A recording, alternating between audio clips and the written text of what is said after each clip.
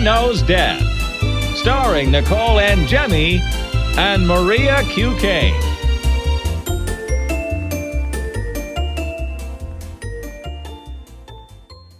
Hey everyone, welcome to Mother Knows Death. Let's get started with the story of the week. So our first story of the week is super bizarre, and I'm so interested to follow it as we go along. So a few weeks ago, this guy hosted a party with 3 of his friends to watch the Kansas City Chiefs playoff game. According to this man, he goes up to bed after the party's done, thinks his friends left, doesn't think anything of it, right? So he goes into what he says is like some 48-hour sleep period, which don't you think that's weird to begin with? I seriously cannot even sleep like 4 hours in a row. So I just don't even understand how this is possible, but continue. Okay, so this party ends. He says he goes to sleep for essentially the next 48 hours until he gets woken up by the police telling him that the 3 friends he believed to have left are dead in the backyard. So okay, this is a great story. So it starts getting wild from there. So what ended up happening was, I guess in his hibernation period of some sorts, he did notice that their cars were still outside, but didn't think it was weird because A, it was winter there may have been snow on the ground, it was cold, and they were drinking, so it wasn't that unusual that the friends would leave their cars there. He thought maybe that they took an Uber home or somebody picked them up. So that's number 1. So a couple days goes by, and obviously these guys' families don't hear from them and start getting concerned, and they're calling the homeowner being like, hey, where are they? He's not answering because he's sleeping, allegedly, this whole time. So the fiance of one of the guys goes to his house 2 days later, knocks on the front door. The guy doesn't answer because he's sleeping, and then goes around to the back, I'm assuming to knock on the back door, and then, oh, shockingly, finds her fiance is dead on a lawn chair on the back porch. So then as she starts looking around more, she sees that other 2 friends are dead in the backyard as well, and is obviously very distraught about this. So the police arrive, they start banging on the door more, and that's when the guy finally wakes up and is like, sorry, I was sleeping with headphones on and with the fan, I didn't hear anything going on. And there's just kind of this big question of what happened. I don't know. I just think that, obviously this is upsetting to the family members that found them in this condition, but just knowing that this guy was sleeping for 48 hours, I think that there was probably drugs and alcohol involved in all of this. So obviously they're doing an autopsy, and you always have to wait forever for the toxicology. So as soon as that gets back, we'll talk about it more. But I don't think that there's going to be anything mind-blowing in this case. It just seems the only way that you could sleep for 48 hours is if you're on drugs, okay? Like, I'm sorry, but that's just how it is. So, or a coma. So either way, I don't think there's anything real. It is weird that 3 people died at one time, but I don't think there's anything super mysterious about it. Yeah, I mean, since this has happened, the guy was arrested because it seems super suspicious. But the police have now said, first and foremost, this case is 100% not being investigated as a homicide. So I think that has something to say that drugs or something else might have been involved. There was thoughts that they froze to death and couldn't get back in the house. I don't know what you think about that, but it's possible, but they would have had to been severely intoxicated that they wouldn't have left and noticed that it was time to come in like a normal sober person would. So it is possible that was their ultimate cause of death, was hypothermia, but it certainly was induced by something causing them not to leave.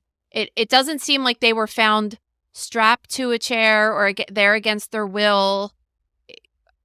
I don't know. Just let's move on to the celebrity news, because I don't think there's really much more to say about this. I just wanted to wrap that up with the homeowner has now gone to rehab, so we do know some substance abuse was involved in some capacity, but yeah. All right. Let's get on to the celebrity news of the week. Okay, so something we've been talking about in the gruesome this week is personally my least favorite subject in the true crime world, which is stalking. So speaking of Kansas City and everything, Taylor Swift has been in Kansas City and kind of going on the road with her boyfriend who's on the Chiefs. And while she's been away and living in her various other homes around the country. This man has been arrested for the 3rd time in 5 days in front of her New York City home. Yeah, so stalking is a huge issue, and I want to tell you guys some statistics because it really is shocking. This is according to the Bureau of Justice. And this is U.S. residents only over the age of 16, that they concluded that 3.4 million people were victims of stalking, and 29% of them said that they reported it to police. It's more common to happen to females than males, but it does happen to males too. But 67% of them that did report it to police said they were in fear of being killed or physically harmed. So this is a serious issue, and you could have like different situations of it. Like with Taylor Swift, she doesn't know who this guy is. Or you could have a situation like my friend Amy Harwick, who was murdered by an ex-boyfriend. So it's really, it could go either way, but it's still, it happens. It's happened a few times with celebrities that they've been stalked and really harassed so bad and even killed in some circumstances. Yeah, and they're saying that this guy had been seen at her residence in New York 30 times since November 25th, 2023. So that's only about 2 months. And the caretaker for the property had told him to leave 10 times. The police were fully aware of this. And I was thinking, she is a woman of means, and she's very lucky that this isn't her only residence and her only options, because sometimes women are victimized by stalking and they have nowhere else to go, and they just kind of have to deal with it. Because from personal experience I've had myself and with my friends, I know that it's really hard to get restraining orders against people, and from tales I've heard from my friends that they've had somebody following them around that's threatened to harm them, and they go to the police and they're like, well, if they didn't actually hurt you, we can't do anything about it. But when will it cross that line? Yeah, I mean, people with the resources of Taylor Swift, she has an entire security team at all times, and it's so scary that, well, part of the problem is that there's really no repercussions for people, because the guy just kept getting arrested and then going right back. And Yeah.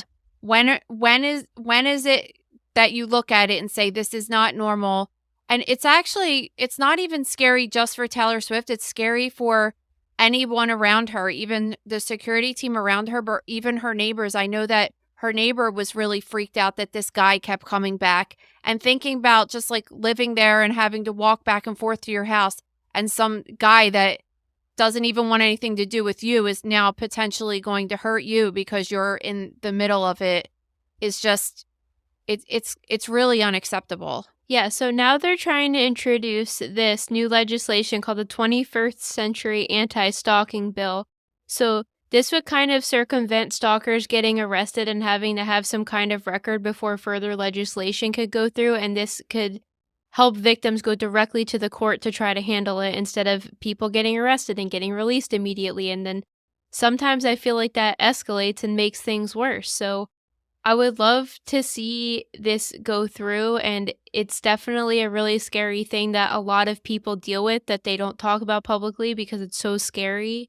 And giving a person that's not well enough to start stalking, giving them a little slap on the wrist by arresting them and letting them go is just not doing anything at all. So we need to try to change the system here to help victims of this, because it's really scary. You know what's nuts? Over 50% of women who are victims of homicide, they have reported that they were stalked by their intimate partner before they were killed. I mean, that's crazy. And you just look at that and you think like, well, why isn't something being done about this? It's just completely unacceptable. Yeah, and something we are going to really push for after we just covered Amy's story this week in the gross room, but she had 2 restraining orders against her murderer, and it didn't really matter, and one of them expired. Why do these things expire? Ever. And the thing is that when she put the last restraining order into play, she didn't hear from him for 8 whole years, and then he saw her and snapped when he saw her and killed her only a few weeks later. Yeah, it's just like such a crazy story, but they really just need to keep it. How about you have the chance to go and take the restraining order away rather than rather than it expiring. It just, why would it ever expire? If a person is stalking you to the point where you go to the police and you want to get a report made, then why would it ever expire? Yeah, and not that a piece of paper is really going to It stop doesn't. anybody anyway, but at least in her case, her restraining order had expired years before, and he kept harassing her after their run-in a few weeks before her death. So at least if the restraining order had been still active, then he could have gotten arrested in violation of that. Not that that seems to matter anyway, but it's just such a flawed system, and we have to work on this. It is so incredibly scary. Well, also, if she had still had the restraining order when they saw each other at that awards dinner, he probably wouldn't legally have been able to stay there. Yeah. Right? Mm-hmm. And that's where it started. But yes, the harassing afterwards for weeks would not have, not that he wouldn't have done it, but look, he did get a restraining order 8 years prior, and it did keep him away. So it did something back then when it was put into place. So I don't know if they work. Maybe there's no proof that they work, or there is proof that they work. Because some people, maybe just that piece of paper and the law and getting in trouble and having a record would deter some people. But other people, like this guy that's harassing Taylor Swift right now, he loves this so much because now he knows that Taylor Swift knows he exists, and that's what that guy's living for that, Yeah, exactly. So on to this next story. General Hospital star Tyler Christopher has died from kind of an unusual cause of death in my mind. I've never heard of this. So do you want to explain it for everybody? Yeah, I don't think it's as unusual as you would think it is. Okay. I don't want to give away one of our we play in the grocery room every week. We play a game called What Is It Wednesday, and I show different wounds, and you have to kind of try to guess what happened to the person. So I don't want to give anything away because I'm using a case of this week. But what happens is that, so he had acute alcohol intoxication, which was, it's kind of almost the same we were talking about in the first case with the guys that were found outside frozen. And what happened is that he got into some kind of a weird position that normally you would be able to pull yourself out of if you were sober. But because you were so intoxicated, you stay in this position and you are not able to move. And it was positional asphyxia. So he was probably bent in half or something, or just in a position where he couldn't breathe normally. And then he ended up dying from that. But really, if he was sober, he wouldn't have been in that position to begin with. And then they said that another contributing factor was that he had coronary artery atherosclerosis, which is like hardening or thickening of the arteries. So all those factors combined is what caused his death. But did you know how young? He was pretty young, right? He was 50. So that's very young to die. What was insane to me was he was on 1,100 episodes of General Hospital. That's have mom talk about. I feel like that was her show when she was a kid. Yeah, have. I don't even understand how that show works and what the interest is, to be honest with you. But they do record a lot, so it's impressive, and it's sad. It's sad when anyone dies. It was accidental. You know what I mean? Like, just wrong place, wrong time, wrong situation, drinking too much. If someone was there and he had passed out in that position, I'm sure this wouldn't even have happened. So it's sad. Yeah, I mean, old ladies love their stories, so I'm sure there's sadness around the world. Freak accidents. Let's talk about some freak accidents. Okay, a Swiss tourist was feeding an Asian black bear at a wildlife sanctuary in Thailand. So these bears are similar to brown bears. They're about 300 pounds. I know in America they tell us not to approach brown bears because they're pretty aggressive in comparison to like American black bears. But he was feeding the bear, stuck his arm through a cage, and then the bear bit his arm. And it escalated to the point where the guy took his pocket knife out and cut off his forearm that had now been mangled to get out of the situation. So it's kind of interesting, actually, that he was like, I didn't want to hurt the bear, so I cut my arm, which honestly it's kind of smart, because if he stabbed the bear with a pocket knife, it probably wouldn't have done anything to the bear, and it would have pissed the bear off even more, honestly. So, and he was going to lose his arm anyway. Like, apparently it was like really mangled and everything. So I feel like he kind of made the right decision. That's the illest thing in the world, to cut off your own limb. But there's been other stories of people doing that, getting it caught. I think there was a mountain climber once that got his arm cut under a rock, and he had to cut his own arm off and to free himself. It's very quick thinking, but luckily there were people there that were able to tourniquet his arm, because that's basically why he didn't die, because he wasn't bleeding to death everywhere. And they did take the mangled arm to the hospital, but there's no word yet if they were able to reattach it. Yeah, so I just want to bring up a little shark attack story we talked about last week. And what did I say about you can't just go near a bear? So these Asian black bears are usually more aggressive towards humans, and shockingly, they're seeing more attacks frequently when they are forced into proximity with humans. So what happened here? This bear was in this wildlife sanctuary, which I'm sure they were trying to help it, but people shouldn't have been allowed near it because that's not natural to them, and then it attacked it. So I don't think it's the bear's fault. It was just living its life trying to not understand what was happening. And I really wish people would stop forcing these wild animals to be in situations with humans, because it's clearly not meant to be. Yeah, I mean, like, I get annoyed when they call it a bear attack. It's just like, dude, it's a bear. What's it supposed to do? It's the same with the sharks. Like, you're in the animal's home, so it's going to live as if it's in its home. It doesn't know if you're a human and doesn't have a mind that works like that. It just also sees you're a living thing. Even if you're human, though, like, if some rando just walked into my house, guess what? I'd be attacking them, too. Like, Get the hell out of my house. Exactly. All right. Next, this story is absolutely insane. A woman was throwing her trash out, somehow fell into the dumpster, completely unclear to me.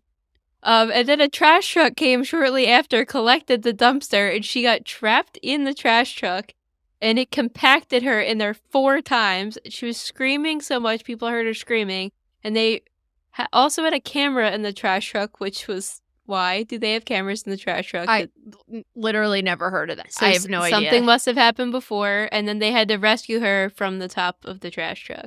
Yeah, it's really crazy. Some, how I'm married to a firefighter, so there's always these crazy stories of people getting themselves into these situations, and apparently they were able to speak to her through the side of the truck.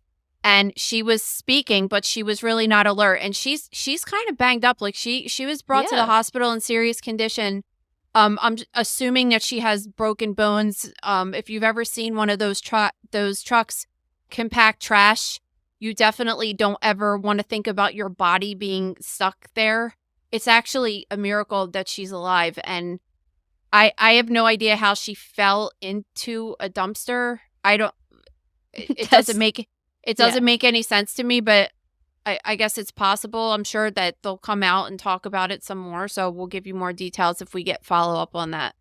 Yeah, but that's wild that I'm just thinking of them crushing it 4 times and not hearing her, and then I'm thinking of watching this camera footage. So bizarre.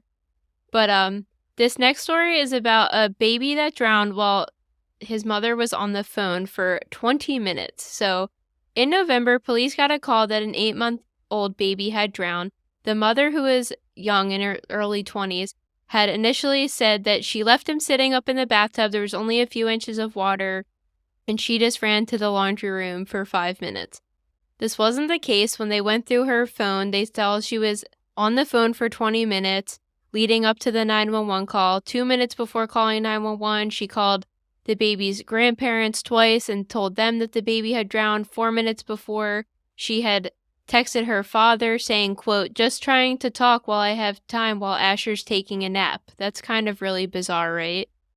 So I think so. Some of the investigators were saying that they really didn't think that this was suspicious as far as her trying to murder her child in the house.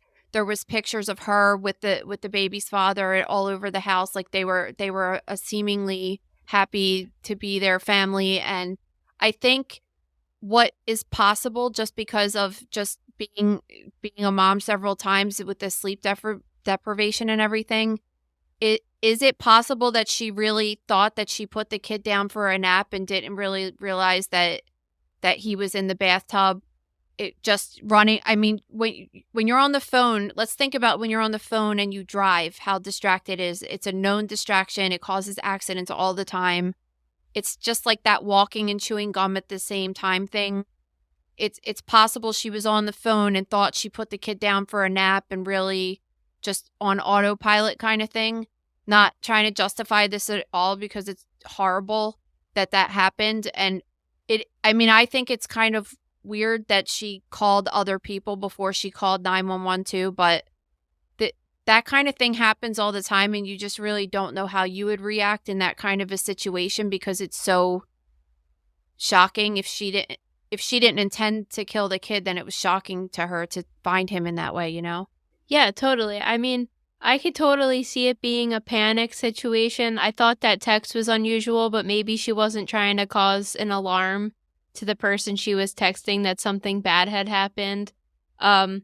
Yeah, wait. I thought they were saying that she texted someone that the kid was taking a nap. Like that was like a legit text. Like she was saying to someone, "Hey, I'm going to try to get some stuff done while the baby's taking a nap." That's why I was like, "Oh, maybe she really thought that she had put the kid to bed." If she was lying, then then it's a little suspicious. Yeah, I'm thinking, so they're saying that text went out 4 minutes before the call to 911. So essentially that text goes out 2 minutes after that. She calls the paternal grandparents of the baby 2 times and says the baby drowned. And then 2 minutes after that calls 911. Is it possible, like, I'm just trying to say though, is it possible that she texted someone, thought the baby was taking a nap, and then like walked in to check on him and didn't see him there, and then it could then walked in the bed? I mean, this could all go down in a short period of time. I don't know this chick. I'm not trying to be like her defense lawyer or anything. I'm just trying to not blame someone that accidentally was tired and negligent and killed her kid, you know? Yeah, I could totally see it going down so fast that just looks suspicious, because definitely I was like, that's weird. Or she was trying to get a hold of somebody and didn't want to cause them any alarm unless she knew something was really wrong. I don't know, but she's very young. I could see this just total shock going and happening and her not knowing what to do. So it's really, really sad. But she's been charged with 1 count of involuntary manslaughter and 1 count of second-degree child abuse. So it's really sad that this happened. And I guess what we need to recognize going in is you should never leave a baby alone in any type of water. I mean, really, you shouldn't leave a baby alone ever unless they're in the proper crib or wherever they're supposed to be sleeping. But it's just scary. You shouldn't really ever have. I mean, they sell this bathtub that you put within the bathtub for babies that it's almost impossible. It's impossible even if they were left alone, if you ran out of the room to like go grab them a diaper or something. I don't know the situation of how the baby was and how the baby drowned, but it sucks. I hate hearing any stories about stuff like that just didn't need to happen, you know? Yeah, and the next story we have too is also a totally preventable death with a young child. So an 11-month-old baby was sleeping in his crib, and this totally freak steam explosion came out of a faulty radiator, which gave him critical burns, and he was pronounced dead at the hospital shortly afterward. I know. I didn't see, this is the great thing about this podcast, that we could talk about all these different freak accidents that happened that I didn't even realize that was a possibility. We had an apartment once, right, that had radiators, but did you know that while we were living there? I never knew that was a thing. That's the only time we ever lived with them. So I don't know that, or maybe we're just idiots and that's like total common knowledge.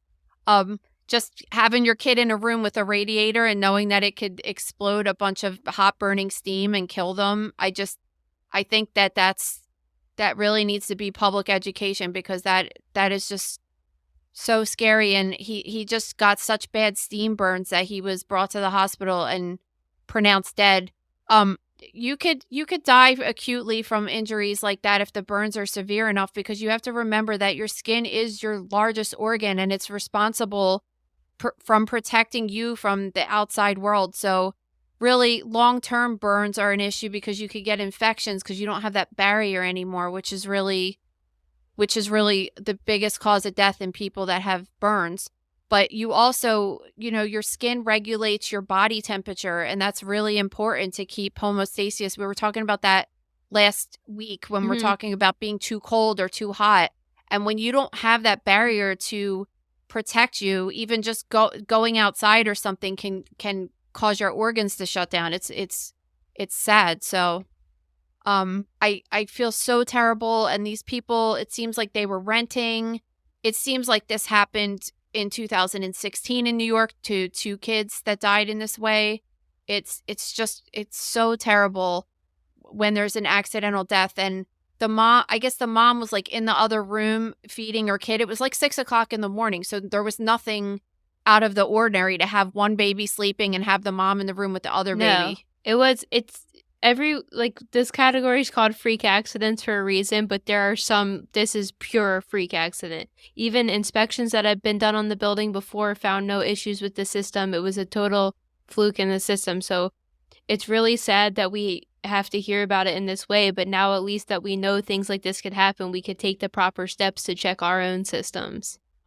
So Valentine's Day is coming up, and I know that sometimes people might think it's weird to buy people presents for Valentine's Day besides a significant other or a child or something like that. But I always think it's great to thank the ones that are doing kind of crappy jobs, and it's just a little kind gesture. And maybe you would want to buy them something like stink bomb, a nurse at your doctor's office, someone at your dental office that has to smell like nasty breath every day. I think it would just be like a really nice gesture. The sanitation workers that come to your house and pick up your trash. It's just like a really nice thing to just say, hey, like, I got you this. It's a little inexpensive gift, and it just puts a smile on someone's face. Yeah, and there's really a scent for everybody. You really can't go wrong with it. They have such an awesome collection of stuff. So if you want to check it out, go on stinkbombodorblocker.com and use code MKD15 for 15% off. Thanks, Stink Bomb. Okay, Rhea, get us started with violent crime. We have 2 pretty wild YouTube stories today, so we'll get into this first one. Levittown, Pennsylvania, ironic enough because we were just having a conversation about Levittown. I know, I'm like, why did that come up 2 times within the past 24 hours? Yeah, so out of Levittown, Pennsylvania, a man has been accused of beheading his father. Well, you think that's bad, wait till you hear this. He posted a 14-minute long video on YouTube of him holding the head and reading a script about inflicting violence on government officials, calling his father, who was a government employee, a traitor. So this 32-year-old killer is charged with first-degree murder, abuse of a corpse. Hours after the killing, he was caught armed 100 miles away. He had jumped over the fence at a National Guard facility, so who knows what was going to go down there if they didn't catch him immediately, right? If he was going on conspiracy theory rampage. But it's really nuts. So when the dad's wife had gotten home from work around 7 o'clock, she found her husband beheaded in their bathroom. The police came. 3 hours later, this video gets uploaded to YouTube and was live for 5 whole hours before it got flagged and taken down. Yeah, and YouTube put out a statement that said that the video was removed for violating graphic violence, and they deleted his account or something. And this is kind of going to be the theme of today's episode of how social media is really fucked up, and they're only selectively censoring things, because how do they not pick this up for 5 whole hours? It's just completely unacceptable. Well, they're defending it that they have all this AI going on, but obviously it isn't trained enough, so that's where the humans kind of come in and intervene, right? But as we know with our accounts, that's not always the case, because you will just trying to be spreading awareness about some disease, a natural disease, and telling people what to do, like breast cancer, and then we get flagged as spreading sexual content or graphic violence when we're just simply trying to show. I just got one. So on Monday when I did my mystery diagnosis, it was for failed Essure device, which is a implantable coil that was supposed to prevent birth control, and now it's off the market because it caused so many people problems. I posted on Instagram, and right away, as soon as I posted, I even took a screenshot of it because now I screenshot all the evidence. It said, "This post may go against our community guidelines. Please reconsider taking it down, and we're not going to show people that are not your followers." And it said nothing. It just said nothing. It just was like public service announcement, like, hey, all these women have this. Lots of women had to get hysterectomies for this. Some people still have it. And these are the problems that we see in the lab with it. I don't know how that violates community guidelines, but they have the ability to pick something up to say, like, we think this does. So if a person's holding a human head, I don't understand how that can't get picked up with the AI technology that they have. Yeah, and it's not clear to me if it got taken down because their computers finally detected after 5 hours that it was up, or if somebody called in and reported it and that's why it got taken down immediately, which I'm thinking it's the latter, because this episode goes up on YouTube. Both of our episodes go up on YouTube twice a week. It is such a pain to get them uploaded. I'm sure you guys noticed they come up a couple hours after the audio comes up because the processing time is forever. So in that process, they're checking stuff too, so they could take stuff down immediately. And I just can't believe this fell through the cracks. You know, our posts are so regularly flagged for stuff that's just totally ridiculous, and there's no human checking it on our end. But anyway, YouTube's obviously getting criticized for this heavily, right? Because it was up for 5 hours, and then even though they took it down for violating community guidelines, not it being something totally illegal, right? It ended up getting, of course, screen recorded, screenshotted, and it's on Twitter, now called X, whatever, and Reddit. Did you say it? Because I want to say it. It's been removed. Like I'm sure in the deepest, darkest holes of Reddit I could find it somewhere, but it has been scrubbed from X as of right now. So I'm very interested about this because then it lines up. Do you have anything more to say about this story? Because I want to go into the next one. So furthermore, involving YouTube, a 28-year-old aspiring influencer, also from our area, this is terrifying. Yeah, exactly. Has been charged with 4 felony counts of aggravated cruelty to animals because she was torturing animals on YouTube for likes. So these videos were going on for a long time, posting videos killing or torturing animals. For a year. And it wasn't until PETA reported this to YouTube, or not even YouTube, to the police department, that these got taken down. She was abusing and killing animals on YouTube for a year, and the only reason that they got taken down is because PETA came across it. Like, how is that even possible? And the biggest reason that I want to bring this case up to you guys today is because there's been studies done that show that people that are cruel to animals, especially younger people, often it's associated with antisocial personality disorder, which is a personality disorder in which people, they don't think that the law applies to them. They can be criminals. They have problems with violence, impulsivity, drugs, alcohol. Not every person that has antisocial personality disorder has this, because maybe I have that. No, you definitely have that. But yeah, it's just like there's no remorse for people's feelings when you're doing something really bad, and it's commonly seen in people who abuse animals. And there's been history of certain serial killers had a history as a child of abusing animals. And it's something that needs to be taken because it's even more serious than what it is on the surface. Yeah, certainly. I mean, it's scary to know that these videos were going up at all, not hitting the AI detection at all, and then live there for a year. And we don't know if I'm sure some people had to be reporting them, right? Because there's no way these were up for this long and not a single person. They had lots of comments and activity going on. So like I want to watch the video of the guy carrying around the dad's head on YouTube, but I have no interest in seeing these videos. Like I don't want to see any human, animal, anything being tortured and killed on like that violently. I don't like that. But yeah, the after effects of the guy holding his dad's head, I'd be interested in seeing. Instagram, if you have good enough technology to block any monetized posts we try to do as influencers, then you could certainly take down videos of people holding beheaded people or animal abuse of this nature. This is just a YouTube problem. We'll talk about Meta later in the show. Yeah, and I'm sure everybody knows our gripe with Mr. Zuckerberg. Oh, God. Did you see his new dorky haircut? I don't even want to look. His face pisses me off so bad. Yeah, it pisses me off too. Okay, so this next story is insane. This mom brings her 3-year-old child to the hospital because his foot is black. Okay, so a mother kept her 3-year-old son in a home without heat until his foot turned black from frostbite. So they noticed that the mother has said that she noticed a couple days before the hospital incident, she noticed the baby's foot was turning different color, or the toddler's foot was turning a different color. But they didn't do anything about it until her foot started hurting and she wanted to go to the hospital for herself. And then when they brought the baby, they were like, what the F is going on? So the child underwent surgery same day, removed damaged tissue, but he might have to have the leg amputated below the knee because of how severe the frostbite was. So how does frostbite work exactly?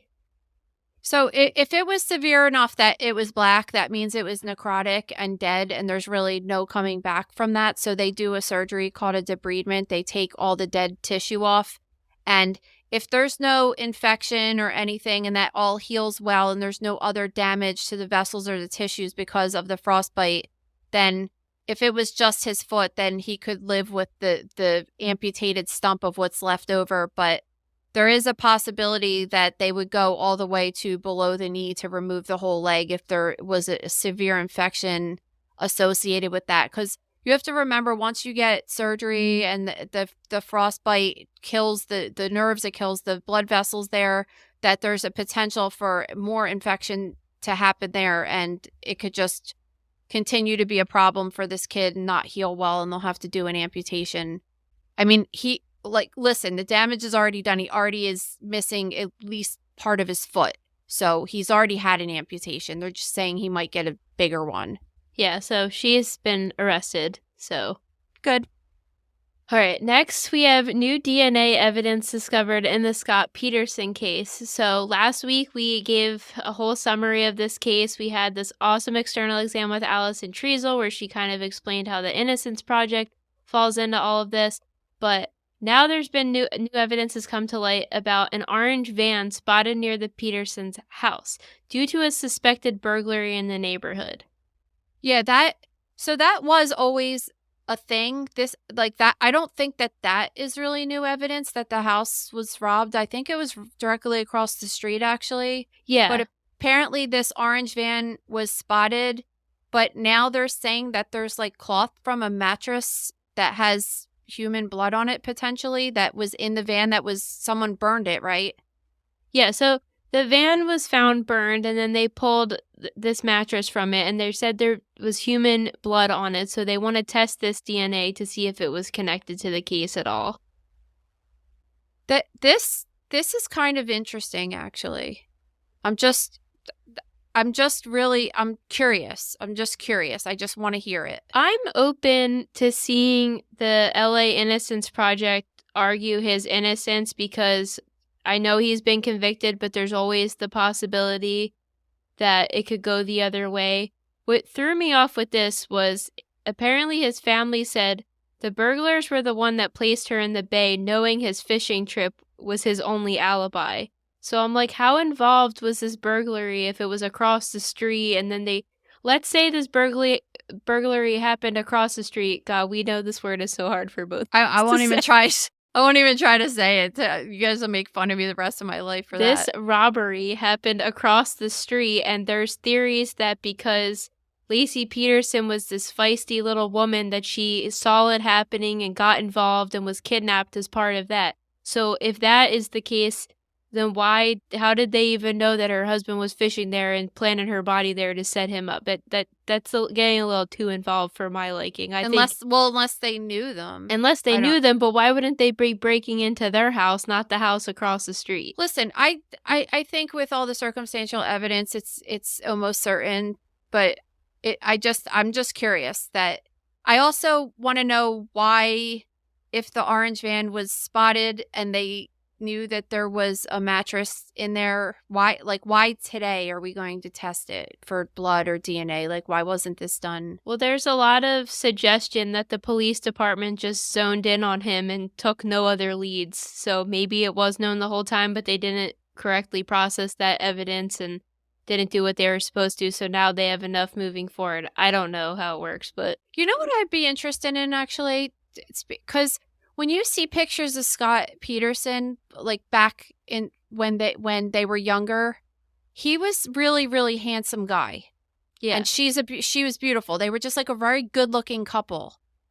But then when you hear him talk, he's off. Like there's something weird about his personality. Like he doesn't have emotions when he talks, and he's very flat. And I wonder if that was a thing. If you interviewed Lacey's mom and asked her, like, was he always like that? Because he seems like there's no like life behind his eyes. And obviously, like, the wife and his unborn child are dead now, which he probably did, right? So I see that, but I'm just saying, do you think you wouldn't argue with me that he has kind of a weird personality, right? Well, here's the thing. I'm open to seeing what the LA Innocence Project has to say and trying to prove this case otherwise. But we can't really forget that when he got arrested, he was trying to flee and dyed his hair and had a bunch of money and driver's licenses on him. So I think maybe he was like, this kind of doesn't look good. I got to get out of here. I don't know. I don't know. Definitely not sticking up for him. I think just the whole, we could talk about this case forever, but I do want to know, though. I want to know. I agree that him having an affair doesn't mean he killed his wife, but I do find it mighty suspicious he told the mistress that the wife was dead. Just saying.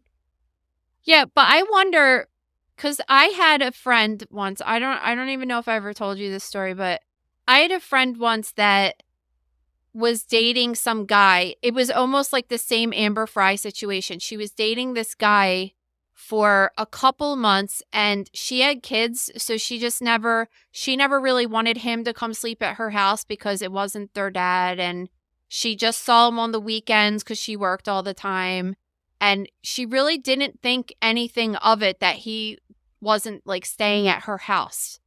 And he would tell her that he was divorced and all this stuff. And then when we did our investigation, we found out that he was like full on married and living at the house with the wife. And my friend had no idea that was happening at all. And of course, once she found out, she was just like, dude, you suck, whatever, broke up. But it's not, obviously it's worse to say that the person died, but when you're trying to do something and get what you want, you're just going to say whatever. And just saying you're divorced when you're like a married man at the house. She had gotten the guy's phone number and called the house. This was back in the day when we had regular house phones. And it was like him and his wife had the answering machine message for the house. Like that to me is that's like sick too, just to say. Yeah, I think you're like living another life. You know what I mean? Yeah, I think you have a very bizarre personality if you're just full on. I mean, people have affairs all the time, but it's a different level of affair if you're full on lying about having an entire family and being married. You know what the most, because I was just listening to, I guess it was Nancy Grace or something talking about the Scott Peterson case, and one of the women on her show was saying this, which I completely forgot. And this to me is the most circumstantial evidence. When he was at some search party looking for her and like a visual thing, he called Amber Fry and said that he was like in Paris on a work trip.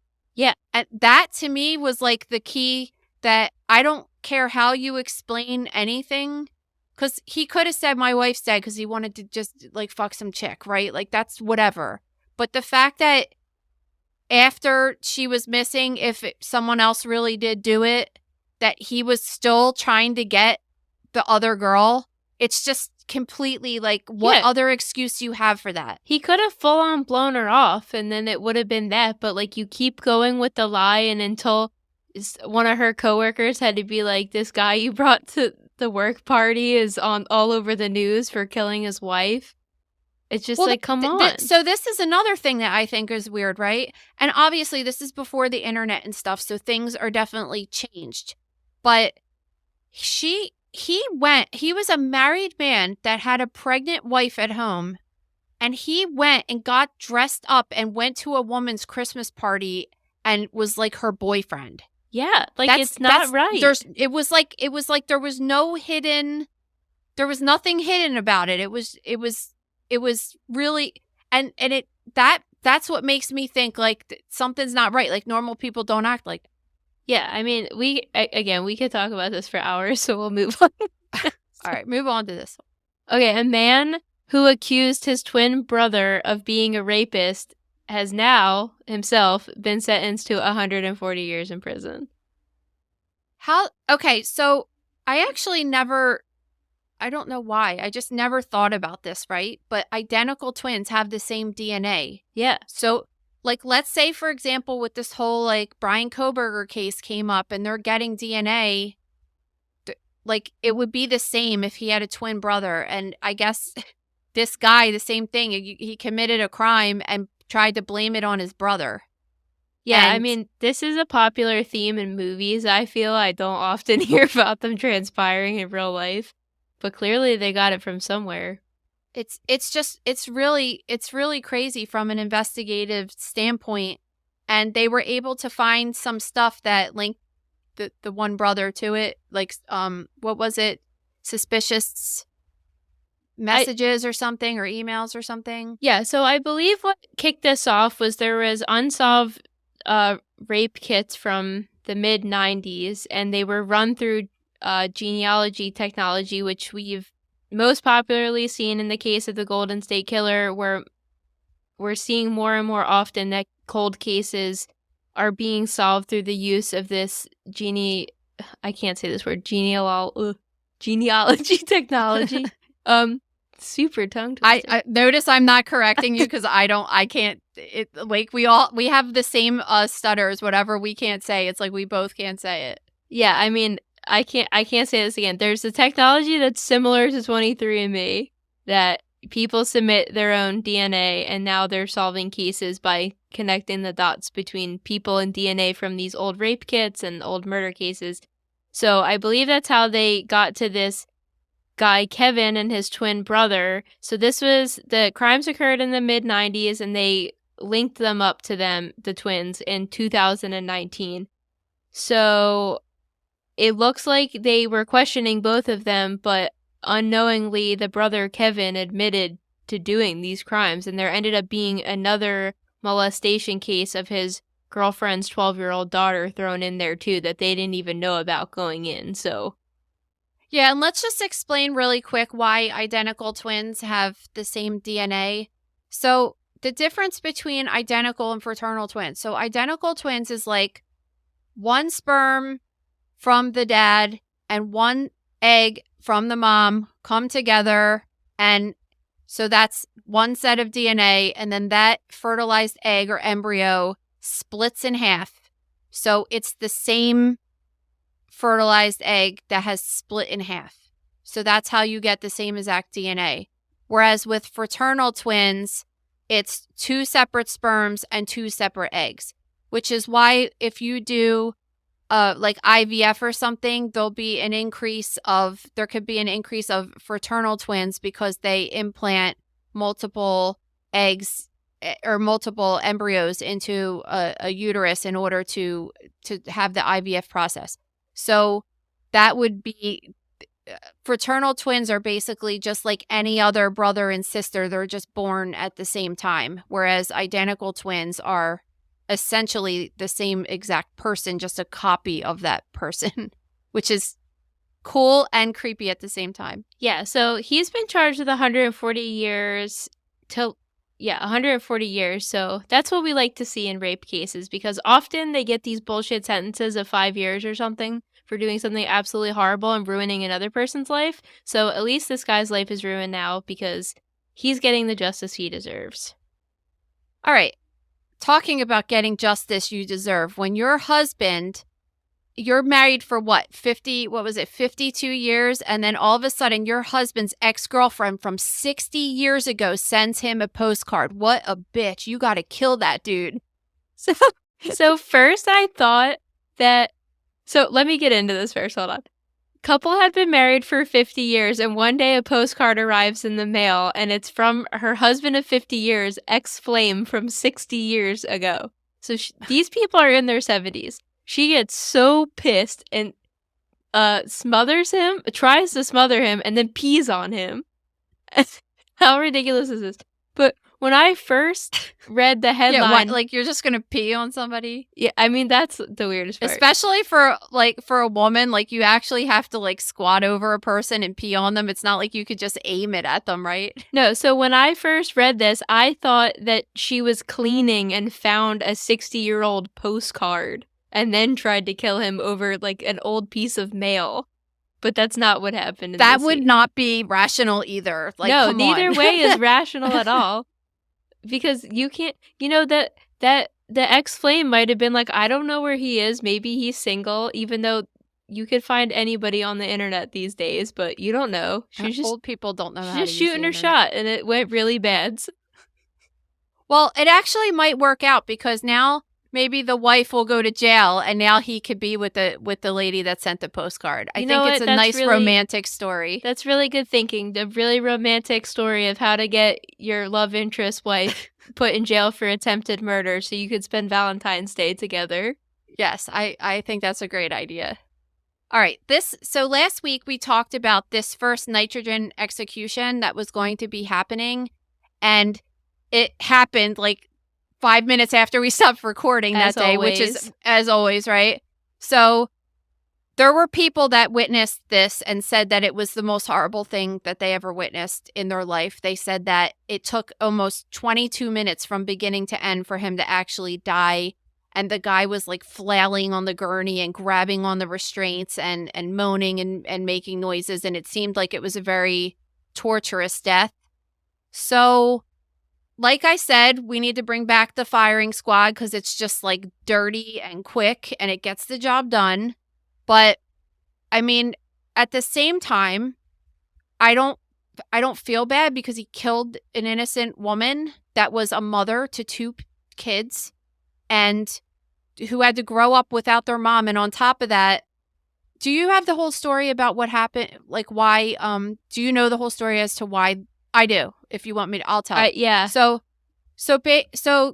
was like a pastor and his wife, and they were married and they had 2 kids. And then the pastor started freaking out because he didn't have any money.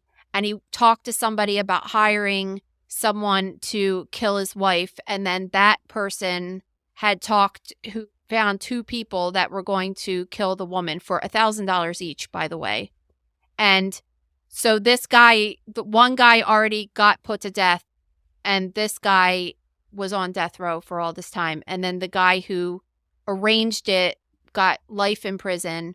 Well, the husband that brought the idea up, it seems like he went to confession and like confessed stuff to his church and his family, and then he killed himself. So these children grew up, 2 kids that had a mom and dad now grew up with no parents, or I don't know who raised them, right? But that's terrible. That's just terrible.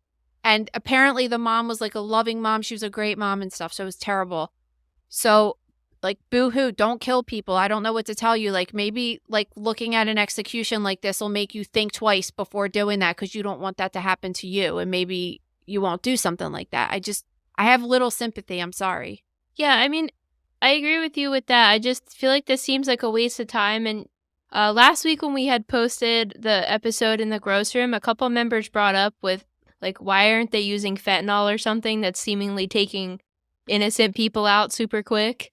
So I don't know what the deal is, but yeah, it's weird to watch somebody flail around for 22 minutes. It's like, just get it over with. It's cool, and I understand what they're doing because they don't shooting someone in the head is extremely graphic, but it's not, it's nothing that prolongs the death. And it's just like, if you're killing somebody, and any way you wrap it up, it's like if you put a pink bow on a turd, it's still a turd, right? Like it's the same. Like, can't they give them cyanide pills or something? Like, there has to be something faster. I don't know if that's necessarily a quick death either. You don't want I'm telling you, it's the gun to the head is the best way to go. But I don't think that we need to torture people for their crimes or whatever. But at the same time, I'm having a hard time that all these articles are written like boo-hoo for this guy when these kids grew up without the mom and the mom lost her life. Like it's like, why are we always on the side of a criminal instead of thinking about the victims that are getting hurt in these situations? I don't understand that. This next story is incredibly wild. So a 39-year-old man was living with a woman and her 12-year-old daughter. Kind of unclear if they were dating. Like, why was he living there if they weren't in a relationship? But the mom picked him up after he got into a bar fight, brought him home, and then she went to bed and was like, I don't want to deal with you. She later woke up and discovered that he was sexually assaulting her 12-year-old daughter. So she called the police, and when they arrived, he was holding a gun to his head. She was holding a gun to his head, which is pretty badass of her to be like, you're not escaping this situation. Did you mention that this guy had HIV too? No, so he was HIV positive, also a youth sports coach, really nice. And the daughter had said this was the 6th incident that she had had with him where he had sexually assaulted her. One of which was on her 12th birthday. Yeah, which Pig. is just like, listen, I would have just shot the guy in the head. So I guess I applaud her for the restraint, because I'm not sure that I would be able to walk in on my child having that done to them and just be cool and be like, I'm going to hold you at gunpoint until the police get here. I don't think that I would be able to restrain myself, honestly. Yeah, I mean, maybe in the moment she was like, I don't know if I'll be prosecuted for this, even though personally I don't think people should be prosecuted if I think everybody would violated. shake her. Yeah, I think everyone would shake her hand and be like, good job, mom. Exactly. Like, I don't know how these people hold restraint when their child's victimized and they either A, walk in on it or are made aware of it. I feel like I'd black out and just what happens happens. Yeah. And I mean, she definitely like held her impulses back and did the right thing for sure, because that would have just been a whole other thing. And at least now they could really truly investigate it, and hopefully this guy will go to jail for the rest of his life. I think if you have an infectious disease that is that you intentionally, I guess they have to prove that he was intentionally trying to give it to her. Well, he wasn't wearing a condom, so in my mind that should be intentional. Yeah, I mean, I think that he could get in extra trouble for that, hopefully, so. Yeah, absolute pig human. So we'll go on to medical news. I can't believe this. The Neuralink has been inserted into a human patient. All right, so you sit there and say, like, okay, what idiot would get something inserted in their brain and like be on trial for this? But I kind of understand it. Like, they were recruiting people that are quadriplegics, right? So if that's something that's usually brought onto you, so you're born like able body, and then all of a sudden you can't use your entire body, all your arms and legs, and you're bound to a wheelchair. Don't you think if you're in that situation that you might be just desperate for anything that might potentially help improve the quality of your life? I honestly, like, if I was bound to a wheelchair, I would say to him, you can implant it in my brain if you think you could fix me. I don't blame the patient at all for wanting to partake in this. I totally understand that. What I don't understand is what surgeon agreed to do this, what approval went into it, because all of the monkey tests they had as of 1 to 2 years ago died after the implant. I haven't heard of a successful implant in the test chimps. I love all of the technology that's coming out, and it's not just medical technology, just any technology. It's all great for what they want to use it for. For example, like AI, they want to use it so you could take a picture with your phone and be able to tell if you have a lesion that looks like it needs to get biopsied. Like, that's great. The problem is that we don't live in a nice world, and people are evil. People are it, and you have to think, like, with this great that could come from this technology, I mean, the same could be said about the internet, right? Like, all the great that comes from the internet, think about all the horrible stuff that comes along with the internet. It's like nobody is thinking about how this technology is going to be used by a criminal, basically. And I just think, like, let's stay out of the inside of people's brains. I just think it's just probably for the best. So they're saying that this, first of all, we should have probably explained this at the beginning, but the Neuralink, for everybody who's unfamiliar, is this coin-sized device that the plan is it's inserted into your brain, it learns how to read your brain signals, and it basically would enable you to do things on your phone, your computer, etc. by just simply thinking, right? So they're planning on calling their first product telepathy, and he's quoted as saying, "Imagine if Stephen Hawking could communicate faster than a speed typist or auctioneer." First of all, Stephen Hawking maybe shouldn't be the example right now because of all the Epstein stuff. Furthermore, imagine having your thoughts accidentally transcribed if something went awry, or somebody hacking into your chip and controlling your own brain. It's very scary to think about. That will happen. It will happen. Yeah. It's like we're saying this, what is it, February 1st? Like, we're going to put that in writing right now because it will, 2024, like, it will happen. And it just sucks because it sucks for people that are living in a situation where they could use this technology, but we just have to stop doing things that are going to give criminals this whole other way of victimizing people. It's just, I don't like it. I don't like it. I'm surprised.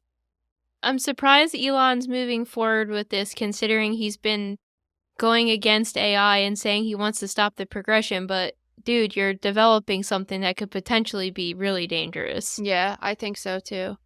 All right, this is a really interesting case. So there was, between 1959 and 1985, they used to take they used to go into the pituitary gland of cadavers or people What's the pituitary gland? It's a gland that's inside of your brain that regulates hormones. So they would go in. So that's important to know that it's brain tissue. They would go into people that donated their body for, for research or whatever, for science.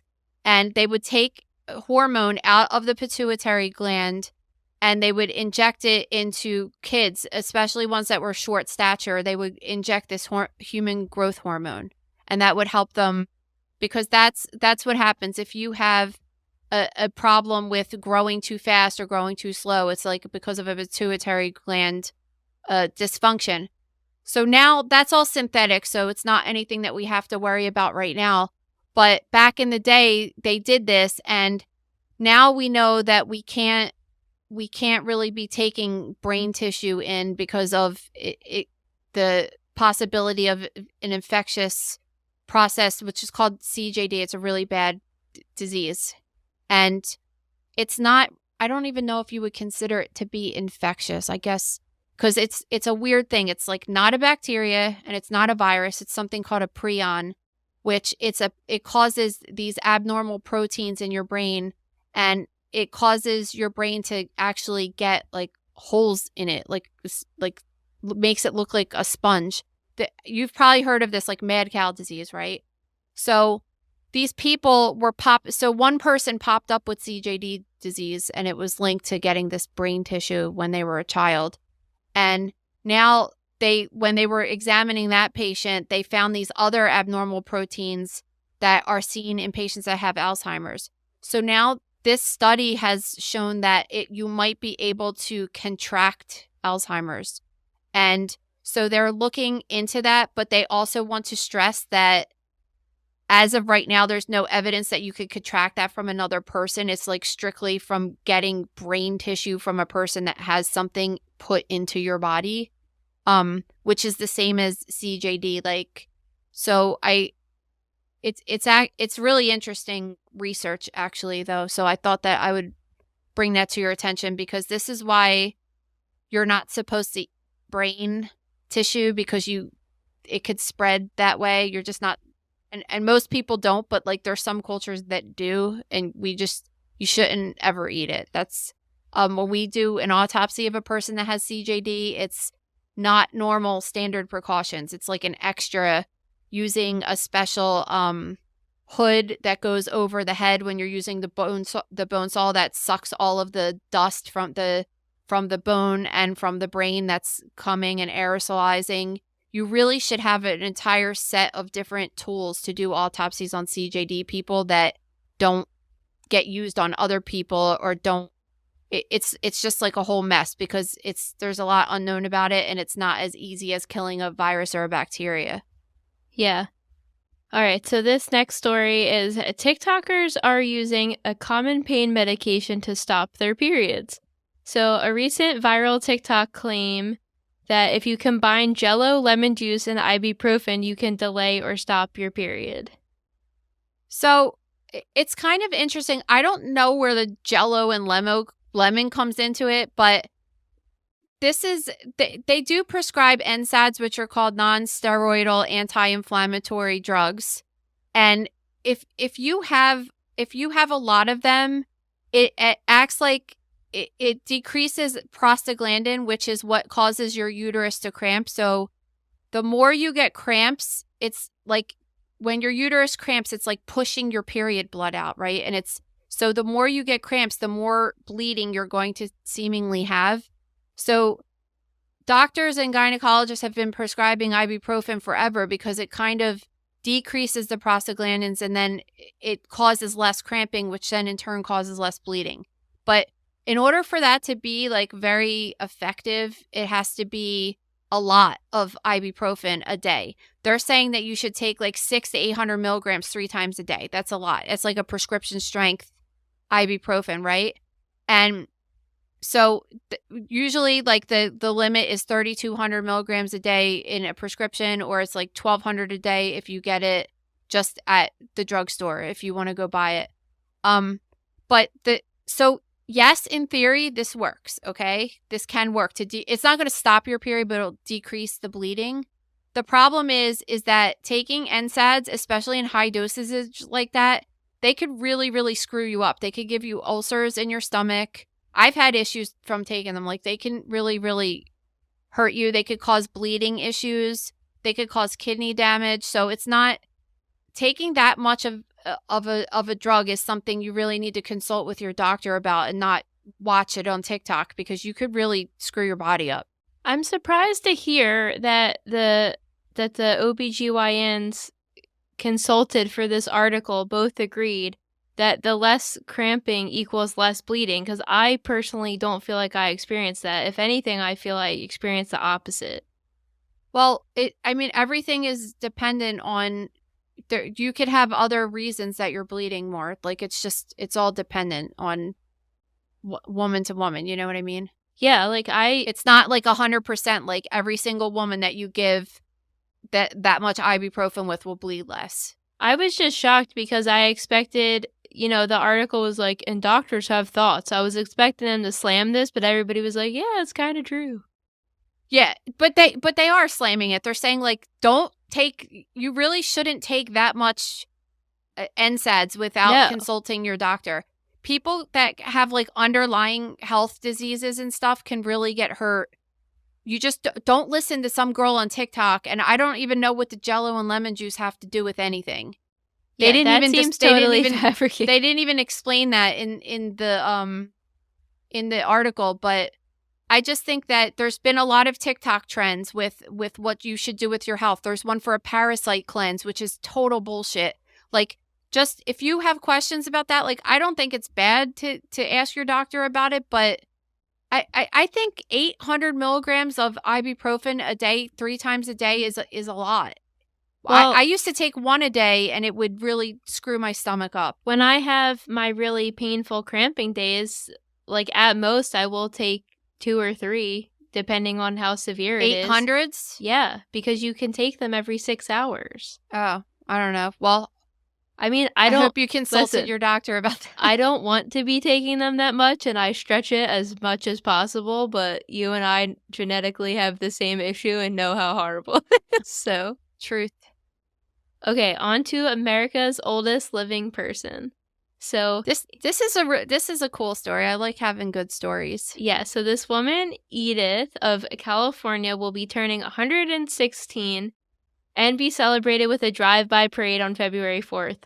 All I want to say is that they were planning Betty White's birthday too, and she died 2 weeks before her 100th birthday. I was going to say that. When I was writing that up, I was just like, oh, damn, that's like in a week. Should they be waiting that long when you're 116 years old? No, but it's cool. She was born in Could you imagine she was born in 1908 and she is still alive today? Like, what is the transition that you've gone through? I can't even imagine. Yeah, I'm thinking about it, and she was like my age during the Depression. That's kind of crazy. It's so crazy. And The craziest part is that there is another woman so this woman we're talking about right now is the second oldest person that lives in the world. But there's one lady that's even older than her at a striking actually is 116. So she's like a couple months older than her. Out of Spain. And she's the oldest woman in the world. But she said someone asked her like how she stayed alive so long, and she said that she was, quote, God's chosen one. That's pretty so funny. Cute. Yeah, she's the oldest of 7 siblings, and she outlived all of them. Oh my God, it's so nuts, but it's super cool. I'm glad they're honoring her with the parade. Yeah, you should get a parade, dude. 116 is ridiculous. If you think about that, like people that are 80 years old right now, just thinking about them living like all this time, it's just like another 36 years is just like insane, right? Yeah, totally. And I always think about, Iris Apfel. She's that cool older lady I with love the glasses. Her. She's 102 right now, and I always think it's so cool when they give her like little balloons that say how old she is, and that's cool. And she's always so stylish. She is. Like, I hope when I get older that I'm like a cool old lady like you that. You are her. Yeah, but like I want to be like that with white hair and just like huge glasses and lots of jewelry and stuff. She's so cute. Yeah, she is really cute. All right, we have one story in other death news, which is this is going along with the whole theme of the social media situation that we've been talking about all day. But this lawmaker is suing Instagram because his son died by suicide. And the story surrounding this particular death is just so heartbreaking from a parent's perspective, thinking that this is not the first time this has happened. That this happens with other children too, and it's just so sad. Do you want to talk about what happened to this lawmaker and his son? Yeah. So this guy Brandon Guthrie of South Carolina, his 17-year-old son Gavin died by suicide after shooting himself in 2022. So the family was kind of searching for clues. They didn't see this coming at all. 2 weeks after Gavin's death, when his dad was going through his Instagram, they found a message with a laughing face and messages that said, "Did I tell you your son begged for his life?"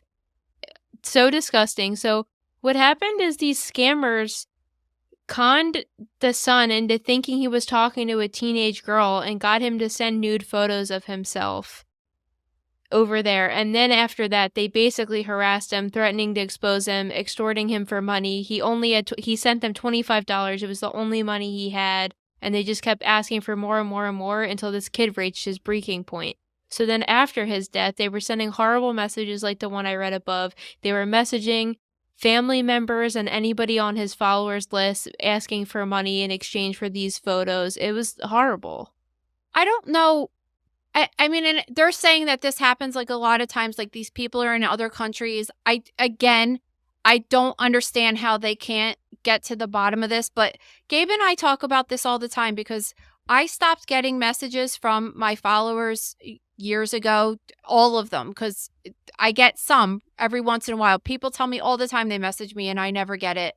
And they're able to stop certain things that they want to stop, but I get porn bots all the time. Yeah, I was just going to say that. Like on Mother Knows Death's Instagram, we get, I don't know, 5 to 10 messages a day saying I'm horny in a group chat from bots. But anytime somebody tries to send us a regular message, it's put in a spam folder and everything, but not the porn one. So I'm like, thank you for wasting my time when I have people actually trying to send us really cool stories or tell us more information about something we talked about. Or in your case, sending you cases of interesting stuff. Yeah, so I don't really know exactly how...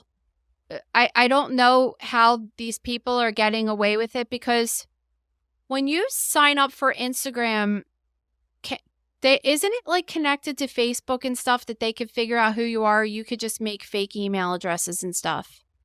I mean, I've had an Instagram since I want to say like 2009 or 2010. So I think the Facebook merge came after my account was created. So I'm not necessarily so can they sure. connect with IP address then? They certainly have a way of going through IP addresses. Like, that's not hard at all. But yeah, they don't care enough. Like, that's the thing.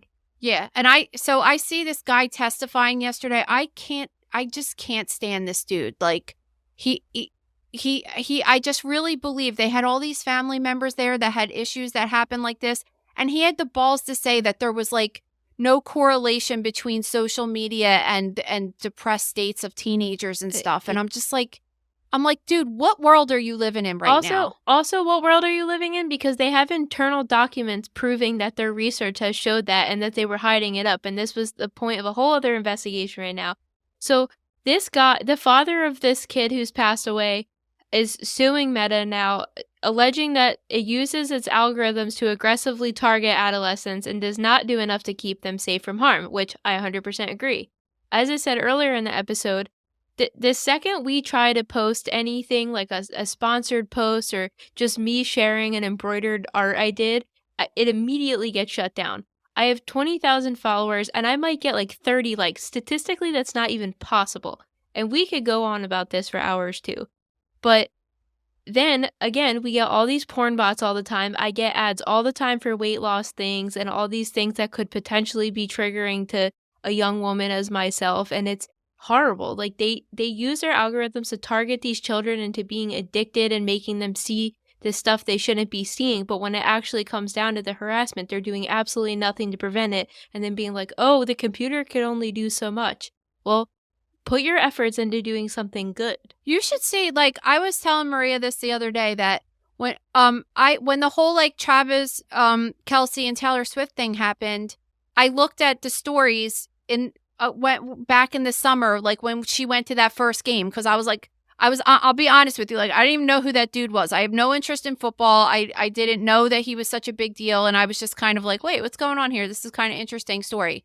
My Facebook now, both on my feed, I guess you have like a normal feed and the news feed. It's just kind of like, if you scroll through it, you would laugh. It's like every other story is Taylor Swift, Kelce, like their family, this, that, and that.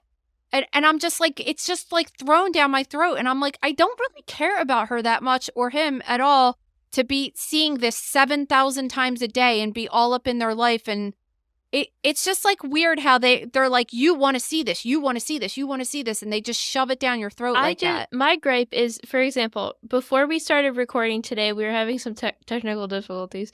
some like 3 hours worth. But when I texted you the link to download the webcam controls on the new computer, within seconds when I went on Instagram, I had an ad for that company. And I'm like, cool. Oh, it happens all the time. So you can sort through my text messages and see my conversation, but you can't block somebody from sending me a harassing message. Yeah, exactly. I don't believe it. They really should say like, why? I mean, and I don't know how they could prevent this, but if there's like these burner accounts that are messaging American young kids, like why would they need to talk to that person? It's really hard because I just heard a story about a young girl that was only 14 years old they believe she was taken by some guy off the internet because. And apparently her mom had all of the filters and everything on the phone and the controls, the parental controls, and it still happened. So you have to understand this kid was a teenager, right? He was in high school or something? Yeah, 17 years old. 17-year-old boy, right? Some hot girl that's like one of these porn bot pictures is messaging you and like telling you that she wants to see pictures of you naked, maybe even sending pictures of someone naked to him pretending to be this woman. It's like, of course a boy's going to jump on that. Like it's like a normal thing, right?